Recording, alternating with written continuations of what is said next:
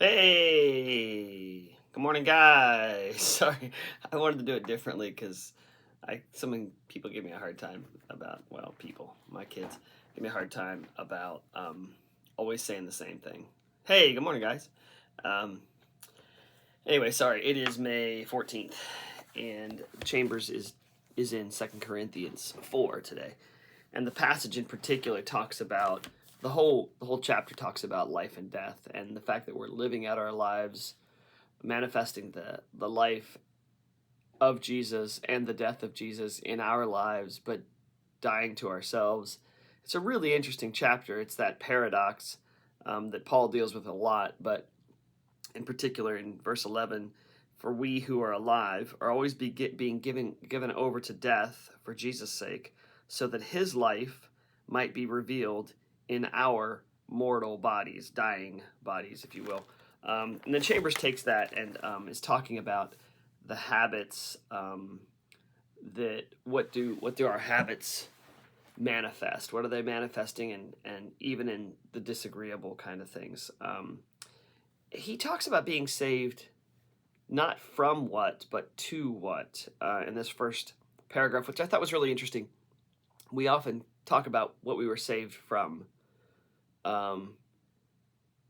You think about someone being saved from drowning, for example, and then it's someone that just spends the rest of their life sitting on the sand, and they were caught in a riptide, someone saved them from drowning, brought them up onto shore, and then they sit on the sand and say, wow, that was amazing that I was saved. Wow. And then that's all they reflect on, the fact that they were saved from drowning. And you have to ask the question, saved to what? What was I saved to? And so he says here, being saved in order to manifest the life of the Son of God in our mortal flesh. And it's the disagreeable things which make us exhibit whether or not we are manifesting his life. These disagreeable things that we have to push and form habits around. That it's the getting up off of the seashore and saying, or the sand, and saying, okay, I was saved. Now, for what purpose? What am I going to do now with my salvation? What will I do with my salvation? Is kind of the question I guess we should ask. There's a real this really kind of, by the end here, it impacted me that God is the God of the present. As much as he is the God of the past, but he even identifies him as a present God, identifies himself, sorry. But we'll get there in a minute. He says down here in the second paragraph, you must keep yourself fit to let the life of the Son of God be manifested, and you cannot keep yourself fit if you give way to self-pity. Forming good habits, you think about it in a physical sense.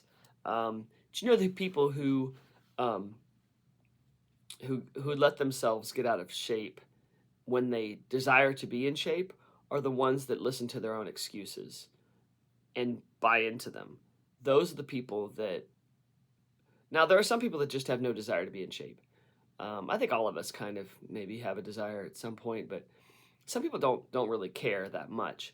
But others that really desire to be in shape but aren't, the reason why they're not is that they listen to their own excuses. And that self-pity takes, it's kind of sore today. Oh, yesterday was long. It was hard. I'm not feeling quite great today. I'm, not pressing through. And so our spiritual lives reflect the same thing.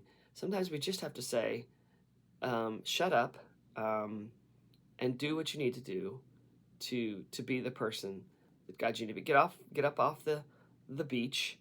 Yeah, you were saved. You were saved to do something. And so I wanted to focus on, it's interesting, he kind of ends this, never live on memories, here at the end. Let the word of God be always living and active in you. And if you remember, if you look back at how God describes himself, there are two words that God uses to describe himself that we always I've always thought, that's a really interesting name that he gives himself. And it is the I am. And I think it's really interesting to me that God chose to name himself the present tense. I am well, sorry, I am. He's the present tense. He is present. And so I would say what that tells us, what that should speak to us, is that God is doing something now. Are we? Are we in cooperation with Him doing something now? Or are we living on the past? Are we looking at the past? Are we remembering? Are we sitting on the beach remembering how we were saved when we need to get up and go do something? And so, anyway, hope that's some kind of encouragement to you today. It was to me. So, if nothing else, it was to me. You guys have a great day.